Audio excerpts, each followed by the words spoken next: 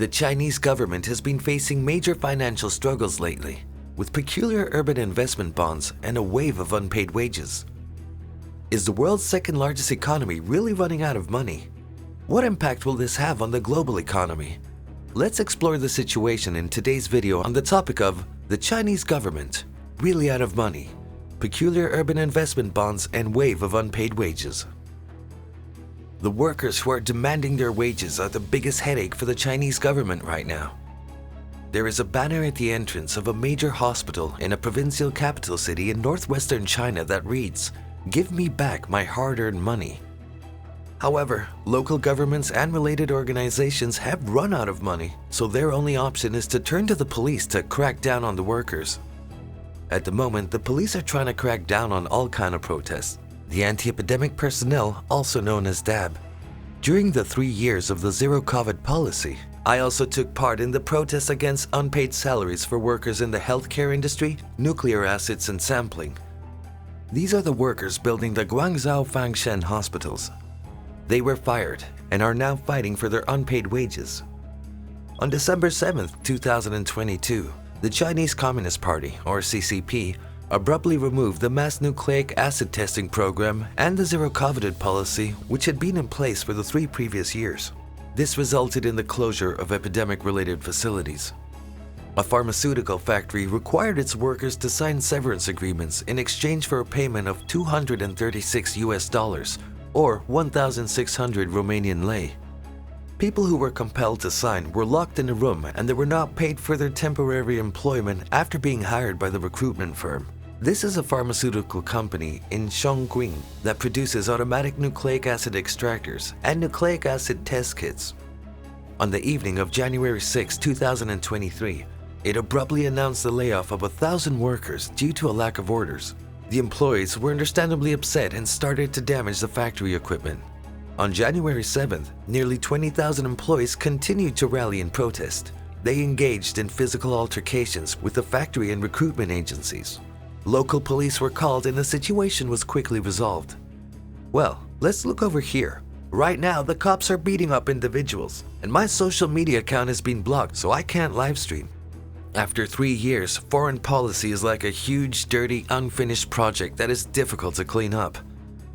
China's public finances, in particular municipal ones, are practically insolvent. Bloomberg analyzed China's fiscal deficit, including the central and local governments, reaching approximately $944 billion in the first 11 months of 2022. The chief economist at Shanghai-based Signaling Securities estimated 2 months ago that the Chinese government's fiscal deficit may have exceeded approximately $1.4 trillion in 2022, the highest on record and well past the warning line in the first 10 months of that year. Total national revenue fell by 24.3% from the previous year to around $723.5 billion. The Chinese government offered reduced taxes and fees amounting to $54.5 billion in 2022 because the epidemic hit businesses hard. In contrast, local government spending in the first 10 months of 2022 was about $121.1 billion, up 7.7% year over year. Goldman Sachs Group economists predicted that nucleic acid testing alone could cost the country up to $649.7 billion. Although the average Chinese person may not be able to assess the cost of the nation, they can see that their savings have increased. The owners of a chain training institute with 18 locations fled with the money, leaving students with tens of millions of renminbi in tuition fees and hundreds of teachers' salaries in the red. Parents and employees flocked to the shopping center where the training institute is located, but the latter claimed it was not to blame for it. Investment and salaries are at a risk everywhere in Chengdu, the capital of Sichuan province. All the oceans in the Benjam district have left with the money.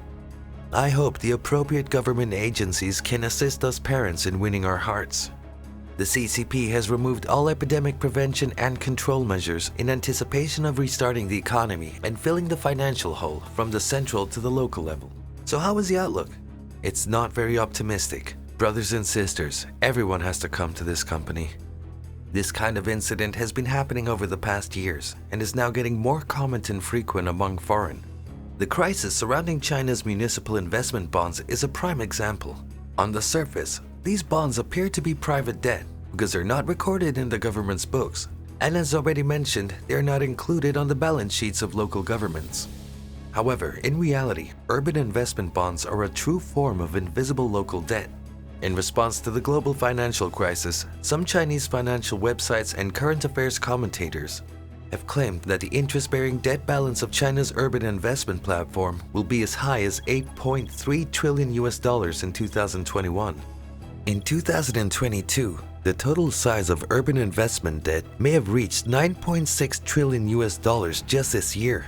This is the equivalent to the Chinese people owing $7,400 per capita. Unless a miracle happens, it won't be possible to repay this debt. These funds, which include loans from banks allocated for the development of infrastructure projects, such as building bridges and roads, are issued by the government, municipal gardening, and different artistic endeavors. There are two ways to finance it. It is frequently 100% guaranteed by the local government. City-based investment firms, the first kind is to issue bonds for urban investment.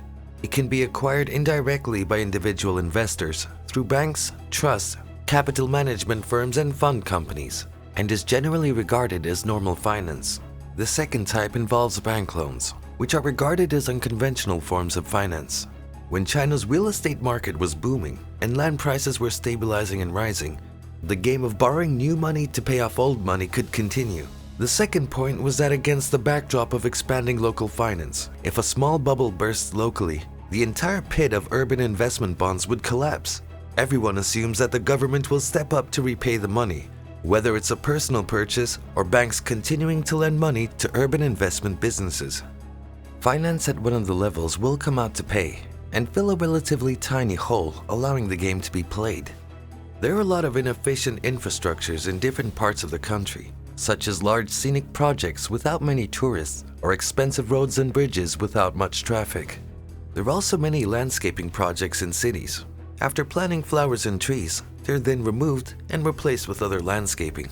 Many economic analysts believe that China's urban investment companies borrowing money from banks in the name of infrastructure projects and then losing it.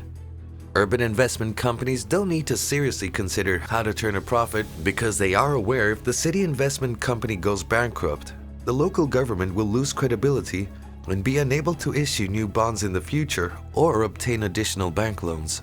As a result, the local government must save the city investment company at all costs. A company born to lose money can't exist in a normal market environment. But in Red China, anything is possible.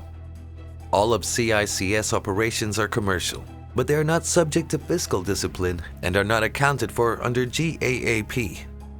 This is stated in China's Baidu Encyclopedia entry on city investment companies, or CICS, which also states that the majority of them aren't profitable, and are only profitable through government subsidies, and are special market operators with a government nature.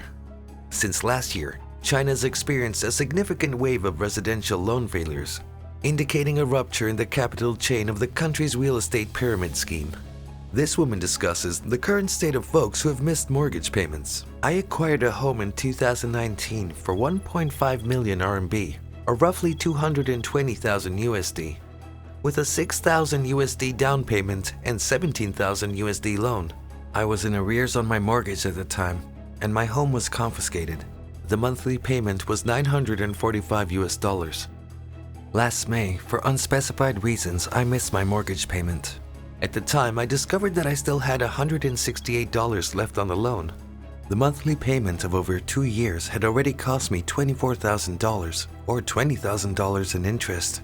6 months later, I was sued by the bank, and the bank issued eviction notices against me and froze all of my bank accounts. Additionally, I paid $15,000 in legal proceeding costs.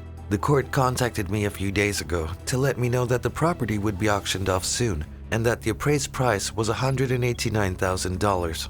The beginning price is merely $133,000, or 70% of the full amount. Since no one is interested in the property right now, there are no buyers as of yet. If it is immediately put up for auction at the starting price, I would not only lose the house, but also the down payment, owe the bank for more than $44,000, and pay $24,000 in monthly payments on top of that, for a total loss of 134,000 US dollars. I'm to blame for not understanding my own limitations. I purchased the property, and this is what I'm left with, along with a nearly complete economic collapse brought on by 3 years of strict zero-desired policy. Local finances have collapsed in the majority of China's provinces. How can local governments fill the 9 trillion US dollars in urban investment bonds?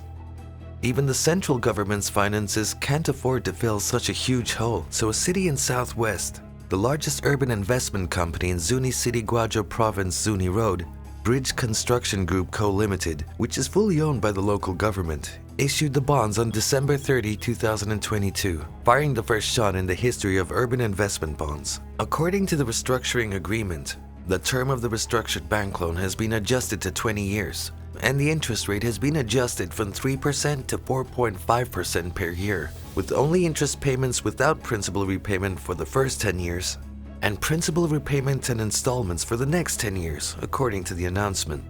Bank creditors claim that urban investment company loan extensions have started to appear in some areas with weak economic strength. Their reasoning is to borrow new money to pay off the old, but 20 years is excessively long, and the interest rate has been cut from the previous 7.5% to 3.5%. Once this strategy is used, it's likely that urban investment companies across China will follow suit, creating an unprecedented debt risk for the Chinese economy and financial institutions throughout 2023. The debt leverage ratio of the Chinese economy has been very high, and the Zuni City Investment Company's massive loan extension with a reduced interest rate is actually a kind of blatant bad debt or an elegant way to default on its debt. This year it has continued to rise. More than half of the new debt issued each year goes off to pay the old debt, just like passing a hot potato, which will eventually lead to a major debt meltdown. At the moment, there are persistent rumors of pay cuts in various localities where civil servants at the grassroots level are not being paid or receiving their allotment. Some sources have estimated that it has exceeded 300%. The interest paid for this debt each year is already more than 4 times the new GDP of that year. Many observers believe that the Chinese people will wake up, many of whom will have to be painfully awakened. It is foreseeable that the wave of demand for higher wages will grow in 2023, now that Bidaihi has been abandoned by the CCP. Polygroup has a background in the military. If the Communist Party's military enterprises are out of money, then one can imagine the financial plight of the Beijing government. What will happen in China if future police and military personnel are similarly affected and lose motivation to support the CCP's suppression of the populace? Hope you enjoyed the video. Please leave your thoughts in the comment section below. If you enjoyed this video, be sure to like, subscribe, and turn on the notifications before leaving. Thanks for watching, and we'll see you in the next one.